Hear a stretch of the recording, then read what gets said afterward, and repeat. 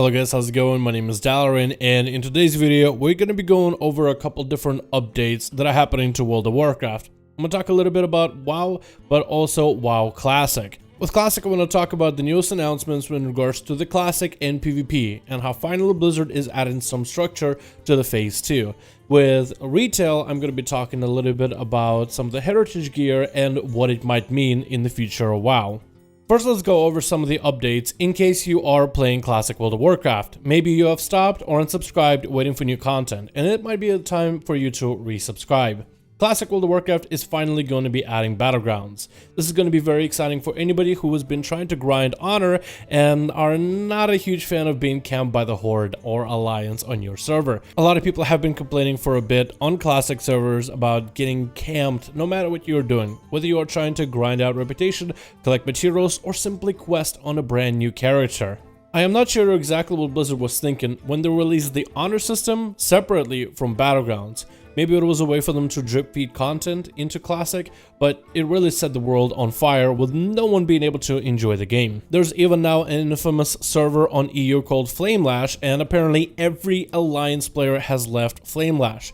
Ironforge remains to be a Horde dominant hub where a lot of the Hordes can hang out and I guess kill NPCs, since the auctioneer isn't going to sell them anything either way. With this also comes one of the more sought after changes to Classic, which is the key ring. The key ring basically was a separate bag slot for all your keys, so they didn't have to take up a slot inside of your normal bags. So that's one extra free slot for every single key that you hold currently in your bag. It's so weird to do updates for Classic World of Warcraft, since this game, has been out before. Vanilla has been a thing, and now it's basically coming out back all over again. So that was really weird to cover. There are a couple other updates for Classic World of Warcraft, but since I'm not really a Classic WoW channel, I wanted to cover the big stuff. There's going to be other things like additional updates with LUA API changes and elemental invasions, whatever that means.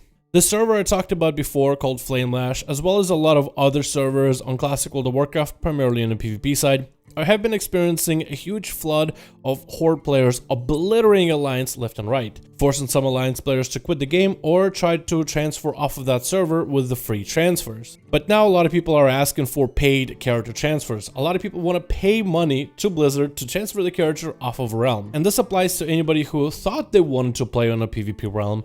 Everybody told them that PvP realm was going to be the authentic Classic experience, but now they can't even quest, they can't do dungeons without getting slaughtered by the opposing faction, taking them 20 minutes from the flight path to the entrance to even get over there. Talk about you think you do, but you don't. So some people have been asking, is there a possibility for paid transfers? I want to transfer off of a PvP realm, or if you are a madman, you want to jump on a PvP realm. So it seems that Blizzard is adding with patch 1.13.3 a support for paid character transfer, but no availability just yet. For all we know, it's going to be like next few months before people can transfer the characters all over servers. So for anybody wishing that they can transfer a character right now, it's going to be a bit of time to wait. As for Battle for Azeroth stuff, we did have, and I missed this completely, Blizzard posted an article quite a bit ago now about the Worgen and the Goblin heritage armor, and people are still talking about it to this day. I completely missed this article, but 8.3 is going to be bringing in the Goblin and the Worgen heritage armor. First of all, I don't think Blizzard would be posting anything about that armor if it was months away. We still don't know when patch 8.3 could arrive, but some people have suggested that maybe with them posting this about, it feels almost like, what, 2 weeks ago? It's possible that they're posting this stuff to get community excited about patch 8.3, but not just to tease people, but rather, hey, suggest that, hey, we have a specific date, we have the time for you to get excited, we have the time for 8.3 to come out.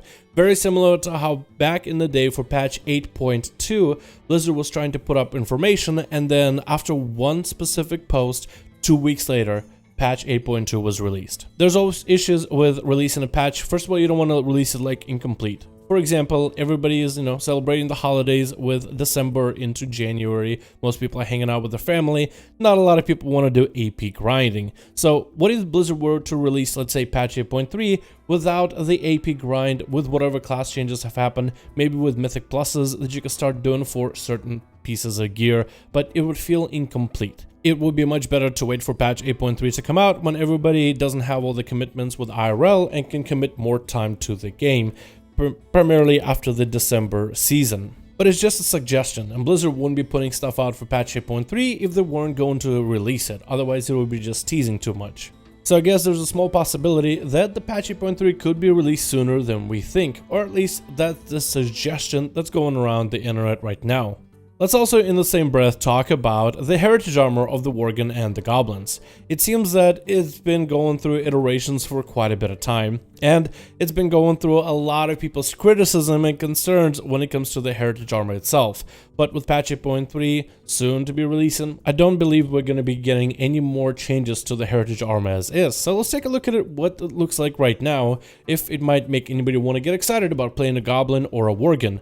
825 brought us the new models for Worgen as well as Goblin, which I think look great. I'm glad whatever they did with the Worgen, they fixed the females and they made males look high resolution. The Goblins also got a nice spruce up, but it doesn't really look quite as nice or quite as different in terms of quality and improvement as the female Worgen. The Chihuahua face was way too much and I'm so glad they got rid of it.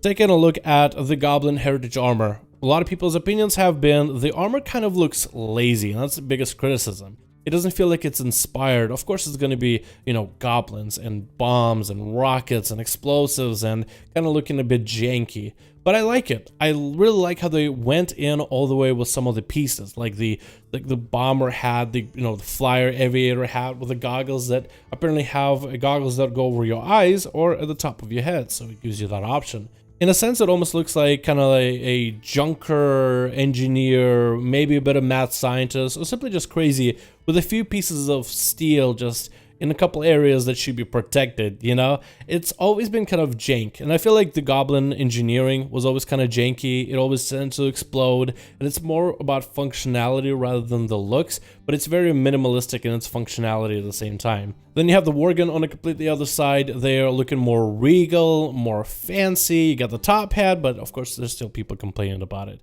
Some of the criticisms for the Worgen heritage armor have been maybe they should have been with a trench coat just like Gen Greymane. I mean, they have a bit of an overcoat which looks like a tuxedo jacket, but what if that thing stretched all the way to the ground and you got more of Van Helsing trench coat style looking thing, which is not a bad choice. That would look cool, but I have nothing wrong with what they've got going on right now.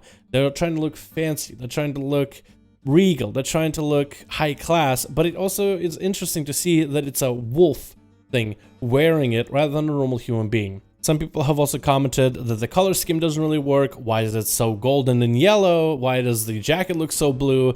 And the one thing I noticed is the actual color scheme for the MOG itself does look a little different, at least last time I've seen it, in-game versus on website. It feels that the color scheme that they have for the pictures, the first time we all saw it around, it looked way too blue and way too golden, but when you get in the game, the blue is actually a lot duller in the color, and the golden starts to look more bronzish or a worn gold, which fits the whole Worgen aesthetic a little bit better. It's almost like the MOG says, hey, you know, part of royalty, part of this high upper class society, but they've definitely been through a few passes, a few journeys, and it's just not quite as bright and vibrant in color. Unless Blizzard changed it on PTR and it does look bright now, not a huge fan of the brightness. Either way though, you guys are more than welcome to comment below what you think about the Worgen and Goblin heritage armor. But with the Goblin and Worgen heritage armor being shown by Blizzard themselves again, it does suggest that maybe patch 8.3 could be coming out sometime soon. I still am banking that January 7th is my date of choice for the first Tuesday after all the holiday stuff happens, but maybe they could do it a lot earlier. I wouldn't mind it for sure. I have a lot of free time on my hands, and the faster we get patch 8.3 content out, the faster we can get into some Shadowlands alpha and beta testing. But thank you guys so much for watching this video. I do hope you enjoyed. Let me know your thoughts in the comments below, and I'll see all of you guys in another video.